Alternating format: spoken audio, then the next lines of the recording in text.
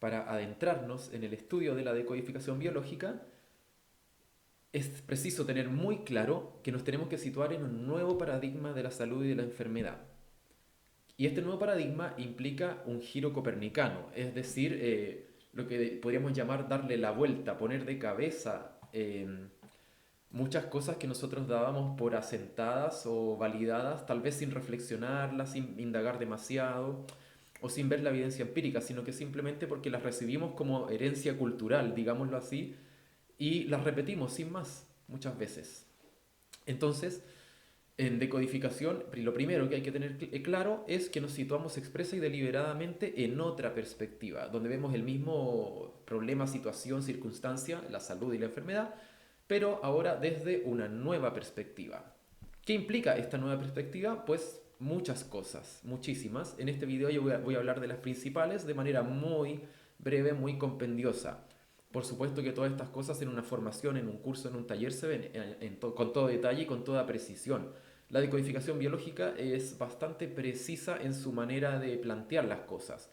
Tal vez yo acá hablo un poco más de la cuenta o insisto en diversos temas una y otra vez, pero una cosa que tiene la decodificación, que justamente es, digamos, parte de su marca registrada, entre comillas, es que tiende a ir a ser muy directa en el abordaje de los conflictos y temas detrás de la enfermedad. No se da mucho, no anda con muchos rodeos. Yo aquí, tal vez como digo, voy a insistir un poco en el tema para explicarlo mejor, pero siempre de manera compendiosa, de manera resumida para que el video no se haga muy largo, porque si no sería eterno. Bien, sin más que decir, vamos punto por punto. Bien, lo primero es tener clara la palabra clave en todo esto. Esa palabra es adaptación. En este nuevo paradigma, lejos de ver la enfermedad como una falla, un error, una casualidad, una aleatoriedad o un ataque, que todo esto son estas partes, estas nociones preconcebidas que tenemos o derivadas de teorías formuladas en desde otras visiones, nosotros acá vemos la enfermedad como una respuesta adaptativa de supervivencia, desencadenada por nuestro inconsciente biológico y nuestro cerebro automático, en respuesta a un estímulo que llamaríamos, que no es cualquier estímulo, sino es lo que llamaríamos un sobreestrés, un biopsicochoc. Es decir, una entrada de datos a nuestro organismo, a nuestro sistema, una entrada de datos que de mantenerse, de sostenerse en el tiempo, resultaría amenazante para nuestra supervivencia. O sea, nuestro cerebro automático lo lee como amenazante para nuestra supervivencia. Por lo tanto, ¿qué hace cuando llega esta información? Nos adapta. ¿Para qué? Para gestionar esa información en clave biológica. Y ahí, en una parte de ese proceso de adaptación, es cuando finalmente aparece el síntoma. Por lo tanto, la enfermedad es básicamente una adaptación, no tiene una connotación positiva, no tiene una connotación negativa, es simplemente, es una respuesta ante una entrada de datos. Incluso si queremos ponerle una connotación, bien podríamos decir que nuestra maravillosa biología nos ayuda a gestionar lo que de alguna manera tal vez se nos pasó o no pudimos, no supimos gestionar de otra manera, o ni siquiera hemos captado que hay un conflicto, ya que la mayoría de los conflictos detrás de la enfermedad son inconscientes. Esta entrada de datos conflictiva, que me refiero, el biopsicochoc o sobreestrés.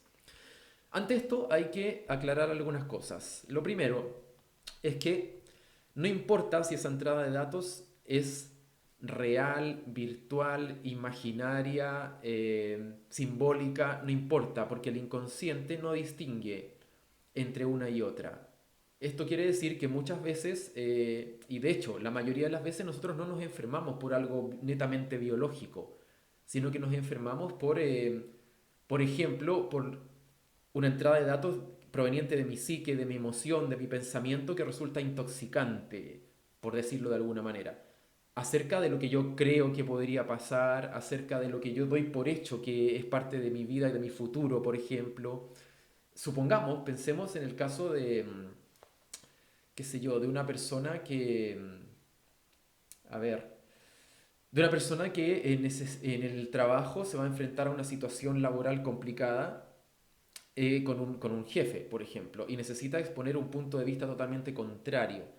Muchas veces esta persona podrá estar en su psique con lo que se llama comiéndose el coco, todo el tiempo pensando, me va a ir mal, me van a despedir, esto va a resultar fatal, ¿qué hago si me despiden? ¿De qué voy a vivir? Tengo miedo al enfrentamiento, tengo miedo al choque, por ejemplo. Y esto es una entrada de datos para el cerebro, porque la mente, la psique está fabricando información, información, información y le está entrando. Y nuestro organismo responde a toda entrada de datos que se le haga, responde. Y cuando percibe que esta entrada es amenazante para la supervivencia, esto quiere decir que de mantenerse llevaría al agotamiento de la energía del sistema o a la distracción total por estar solamente concentrado en esa entrada de datos, todo lo cual es amenazante para la supervivencia, insisto. Entonces, cuando detecta esto, ahí es cuando entra, cuando esto no se resuelve y persiste, persiste, o es muy intenso, ahí es cuando entra a gestionar esa entrada de datos de manera biológica. Un ejemplo práctico, piensen ustedes, seguramente a muchos les pasó, cuando tenían un examen en el que se jugaban, digamos, una nota, una asignatura o materia de la carrera que estaban estudiando, de lo que fuera, y una semana antes o días antes o horas antes empiezan con el nerviosismo. A veces alguno podrá haber tenido algún tipo de problema gastrointestinal, problemas de nervios o qué sé yo, algún otro. Puede haber sido algún tipo, algún resfrío, quizás alguna cosa. Seguramente les ha pasado eso, ¿no? Bueno, eso es una situación así, donde hay una entrada de miedo, temor, inquietud, ansiedad ante lo que podría pasar. O sea, no hay nada efectivo que haya pasado. Es un temor que yo tengo en mi psique hacia lo que podría pasar. En base a ese temor yo me voy generando un estrés constante que mi cerebro va a leer como amenazante, por decir así, para la supervivencia. Entonces va a hacer algo, no, lo va a gestionar. Y ahí es donde aparece el síntoma. Por supuesto, la segunda cosa a aclarar, y con esto termino este punto, es que no es cualquier, no es cualquier entrada de datos, no necesariamente va a constituir un biopsicochoc, no necesariamente va a constituir un sobreestrés. Hay condiciones específicas que Ricky Kerrhammer, el descubridor de las leyes biológicas en las que se basa la decodificación, las 5 leyes biológicas, detalló. Él dio las condiciones de cuándo un estímulo, una entrada de datos, puede constituir un psicochoc, un biopsicochoc o un sobreestrés. Por lo tanto, no es cualquier entrada de datos. Tampoco es este estrés general, que mucha gente, muchas personas dicen, bueno, es que esto es estrés. Sí, pero en biodecodificación somos más específicos. Buscamos cuál es el estrés, la entrada de datos conflictiva, en específico, cuál. Por lo tanto, esta entrada de datos para cumplir con esa característica de biopsicochoc tiene diversas consideraciones que detallamos en el estudio más profundo de este tema. Aquí solamente es una introducción. Otro punto muy importante es que en decodificación vemos la enfermedad como una creación inconsciente de cada uno de nosotros. Generalmente nosotros no nos enfermamos porque queremos, ¿verdad? Eso demuestra muy rápidamente que hay algo inconsciente ahí actuando. Y estamos acostumbrados a recibir de manera tácita y poco reflexiva conceptos que vienen de otras visiones, donde se dice que, o se acostumbra a decir que la enfermedad es algo que nos viene de afuera, lo que nos pone en un riel de impotencia y de victimismo con respecto a ella. Se dice que, bueno, por alguna extraña razón, algún misterioso motivo, a veces relacionado con el azar o con vaya a saber uno qué, la enfermedad bien nos viene de afuera, uno se agarra a algo, me agarré tal cosa, me tocó, pero nadie dice generé o disparé esta enfermedad, algo hice, algo se me pasó, algo está pasando que tengo que ver. No, generalmente decimos, bueno, me agarré, me tocó, me la contagiaron, este tipo de cosas. Entonces, ¿esto qué quiere decir? Que hay una visión en el inconsciente colectivo o en gran parte de él que piensa que la enfermedad es algo que le viene de afuera, como que yo soy una pobre víctima, digamos, de la vida y de repente, ¡tum!, por alguna misteriosa ruleta que alguien tiró en algún lado, un sorteo, una rifa, un bingo, no sé, y de alguna manera me adjudiqué una enfermedad, me cayó por alguna razón Vaya a saber uno cuál, ¿no? A cualquiera le puede tocar, se dice por ahí. Bien. O la otra, esa es una parte, y la otra parte es la mirada belicista, que surgió en siglos pasados, concretamente en el siglo XIX. Se acentuó mucho esta mirada belicista, de donde se considera que la salud es básicamente una especie de lucha, un campo bélico, un campo de batalla, donde yo estoy sometido al ataque de agentes externos como virus, hongos y bacterias, y frente a ellos yo tengo que defenderme, estar en guardia, como si yo estuviera en una especie de trinchera, como si mi organismo fuera una especie de trinchera que puede ser atacada o asaltada en cualquier momento, lo cual viene muy bien justamente para yo desligarme de toda responsabilidad con respecto a la enfermedad, como decir, bueno, me tocó, me la agarré, me atacaron, ya está. Entonces, esta es la visión que nosotros hemos heredado culturalmente de manera tácita y reflexiva muchas veces, y generalmente es la que repetimos sin cuestionar, sin indagar, sin profundizar, sin ver la evidencia empírica, si esto realmente es así o no. Y tendemos a perpetuar esto, sin darnos cuenta muchas veces. Pues bien, en este nuevo paradigma vemos la enfermedad, como decía, como una creación inconsciente. Eso quiere decir que nosotros somos los creadores, inconscientes, repito, de la enfermedad. Por lo tanto, esto es algo muy, muy bueno. ¿Por qué? Porque eso también quiere decir que somos los creadores de la cura, de la sanación. Tenemos que darnos cuenta qué está pasando. Para eso es lo que estudia la decodificación, ver qué está pasando, justamente para gestionar la cura. Así como si pudimos gestionar la enfermedad, pudimos crearla, podemos crear la cura. Por lo tanto, esto nos devuelve nuestro poder donde siempre estuvo, en nosotros, con respecto a nuestra visión de esta circunstancia que nosotros llamamos enfermedad, que en realidad es una simple respuesta adaptativa ante algo que está generando esta respuesta adaptativa. Entonces, cuando yo descubro qué es ese algo que está generando esa respuesta adaptativa y lo logro reencauzar, lo logro gestionar de otra manera, la enfermedad deja de tener sentido, porque la enfermedad tiene una lógica, la enfermedad no es un azar, no es una ruleta como esta que creo mencioné, como que pareciera que alguien tira una ruleta y a mí me tocó una enfermedad. Bueno, no, la enfermedad tiene una lógica muy clara, muy precisa, que hay que descubrir. Estamos recién aprendiendo a descubrir, a adentrarnos en estas cosas, es cierto, pero eso no quita que haya una lógica muy precisa con respecto a la enfermedad, para la cual tenemos que sumergirnos en nuestras creaciones inconscientes. ¿En qué está pasando en nuestro inconsciente? Porque allí es donde se juega este partido. La mayor parte de este juego está allí. Y ahí es donde nos metemos en decodificación, tanto en los estudios como en la consulta. Cuando alguien viene con un diagnóstico, tenemos que ver qué está pasando. Porque, por supuesto, si la persona supiera lo que está pasando, lo más probable es que no estaría enferma. Si supiera y supiera qué hacer, si necesita actuar para regestionar ese bioshock, ese conflicto adaptativo del que hablaba, no estaría enferma, ¿verdad? Bien, este punto es muy, muy importante. Nos hace retornar hacia nuestro poder donde siempre estuvo en nosotros. Bueno, pero ¿y qué pasa con virus, bacterias, el contagio y todo ese tipo de cosas? Alguien podría preguntar, después de escuchar lo anterior, ¿no?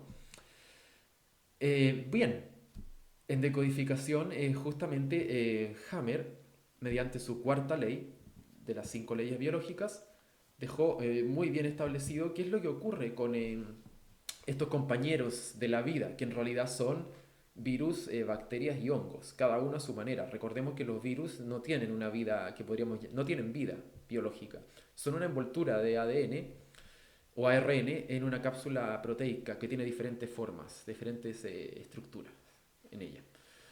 Entonces, estos organismos y estas partículas están al servicio de la vida, son parte fundamental de la vida. Por lo tanto, sabemos que no tiene ningún sentido ponerse en guerra con ellas, porque primero no son nuestros enemigos en ninguna circunstancia, y segundo, participan en procesos de la vida pero incluso desde antes de nacer.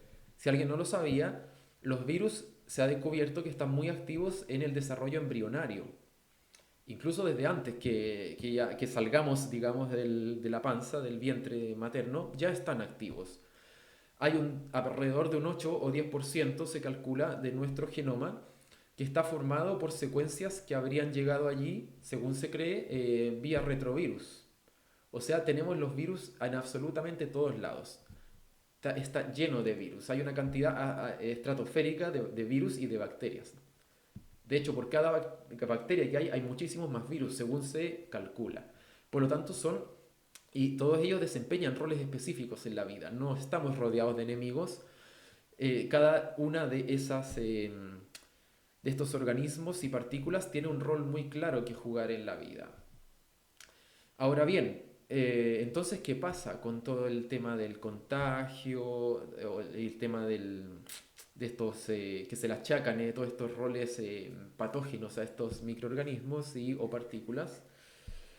Pues bien, en este nuevo paradigma nos basamos bastante en la cuarta ley de Hammer, donde Hammer, como decía, dejó establecido muy claramente que quien regula toda respuesta sobre nuestro organismo, respuesta biológica, es nuestro inconsciente biológico, a través del cerebro automático, principalmente.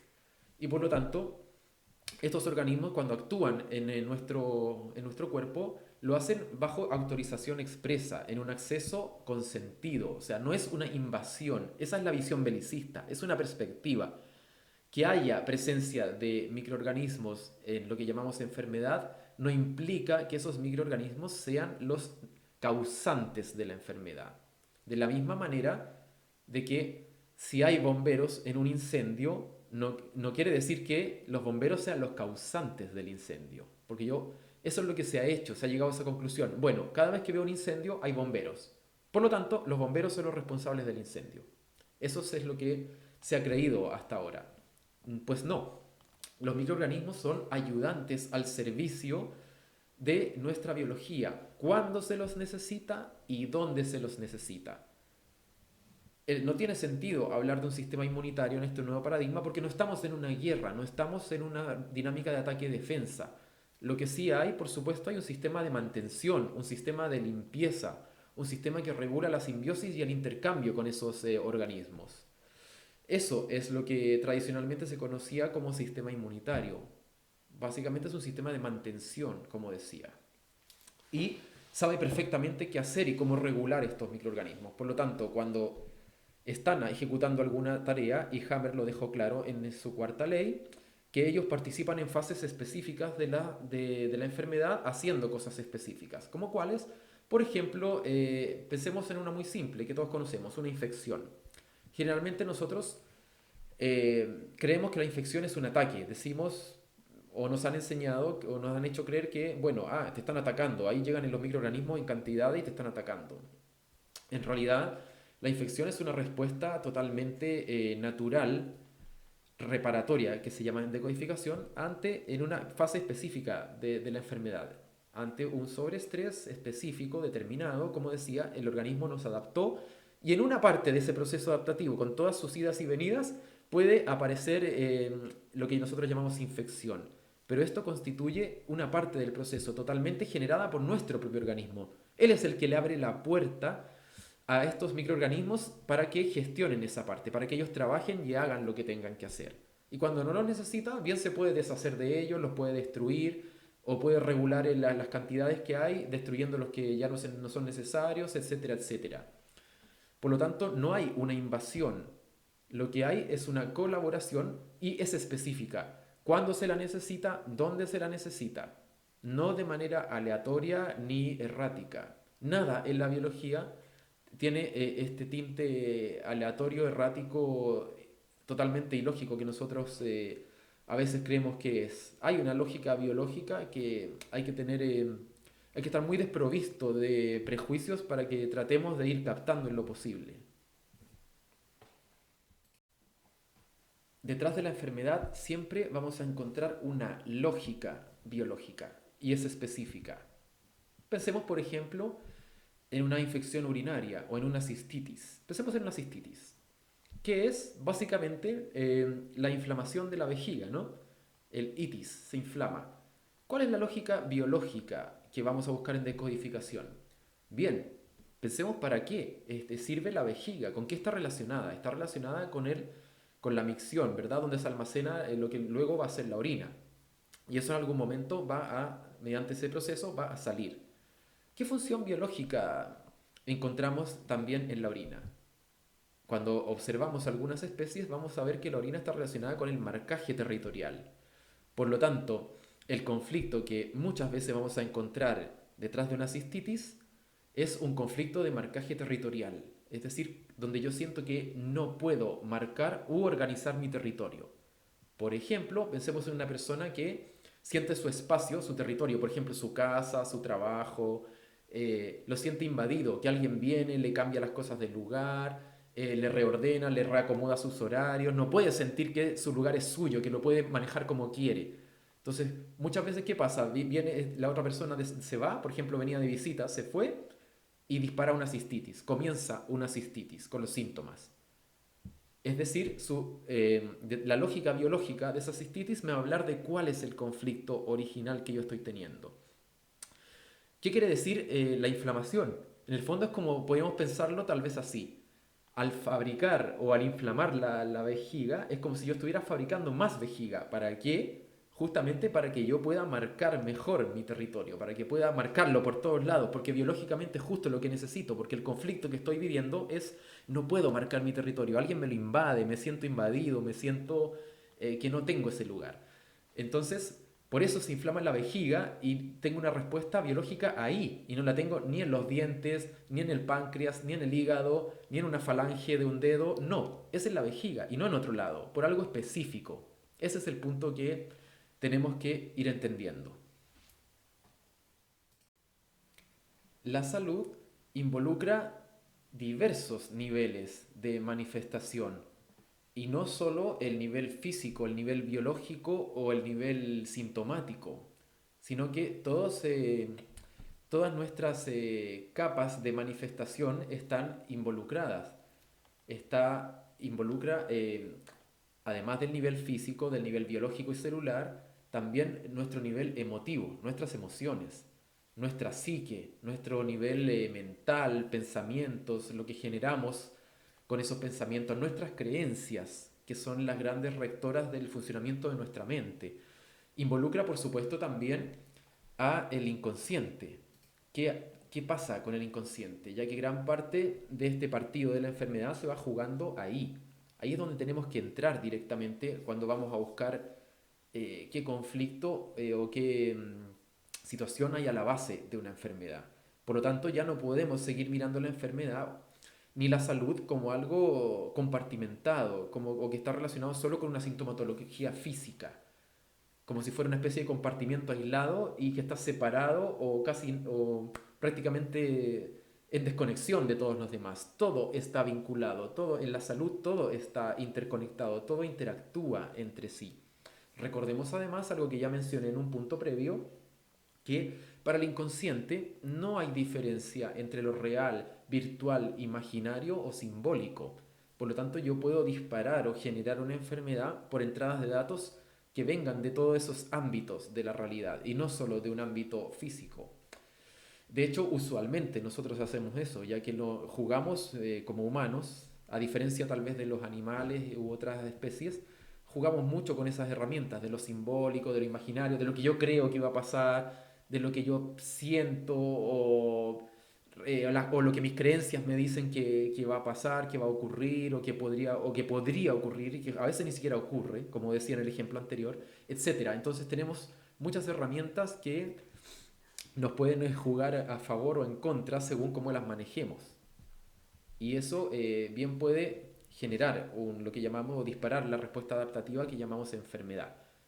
Por lo tanto, tenemos que buscar siempre en todos esos niveles, porque el inconsciente, que allí es donde se juega este partido, eh, funciona con todos esos ámbitos. Y finalmente, tal vez relacionado con lo anterior, tenemos que decir que hay varios niveles de profundidad con el que podemos mirar la enfermedad. ¿Por qué? Porque detrás de ella siempre vamos a encontrar un mensaje directamente relacionado con experiencias que necesitamos redireccionar y que están vinculadas con nuestros aprendizajes como creadores aquí en la materia, nada más y nada menos. Algo que se vería tal vez simple quizás, o que antes se pensaba que era meramente físico, en realidad es mucho más profundo de lo que podríamos creer. ¿Y por qué? Porque la enfermedad en el fondo es, como decía, una creación inconsciente que se nos fue de las manos, de alguna manera, que no supimos, no nos vimos venir, no supimos gestionar ni nos dimos cuenta de lo que estaba pasando. Pero es una creación. O sea, los mecanismos o formas por las que se genera una enfermedad no son muy diferentes a las formas en que vamos creando cosas a través de nuestro pensamiento, de nuestras creencias, de nuestra emoción, de nuestros actos. No es muy diferente. Lo que pasa es que se- eh, la enfermedad es una creación inconsciente basada en estas vivencias conflictivas, en estas vivencias de sobreestrés. Y detrás de ella, entonces, siempre vamos a encontrar que hay un gran aprendizaje, hay una valiosa información que nos va a hablar justamente de que de nuestras experiencias como creadores aquí en la materia, encarnados. Es así de fuerte, podríamos decir todo esto. Por ejemplo, si vuelvo al ejemplo anterior de la cistitis, muchas veces nos hemos encontrado en consultas que las personas que justamente tienen dificultad para marcar o para organizar su territorio son personas a las que les cuesta decir que no. A veces no quieren algo, quieren decir no, pero no son capaces de decirlo y dicen sí, queriendo decir no. Entonces entran en esa incoherencia y finalmente disparan el síntoma. O sea, esa incoherencia inconsciente o que no saben, no pueden gestionar de alguna manera, es la que termina generando este conflicto que deriva en la sintomatología. Entonces, bueno, detrás de la cistitis, por ejemplo, muchas veces puede ser un aprendizaje. Así como sabes decir sí, también aprender a decir que no, aprender a marcar tu espacio, a poner límites sanos, a gestionar lo que llamaríamos tu territorio en biología, tu espacio, tu lugar, tu tiempo, tus prioridades, etcétera, etcétera. O sea, hay todo un aprendizaje muy profundo detrás de la enfermedad y que al integrarlo justamente es cuando nuestro estado de salud, por llamarle así, se fortalece.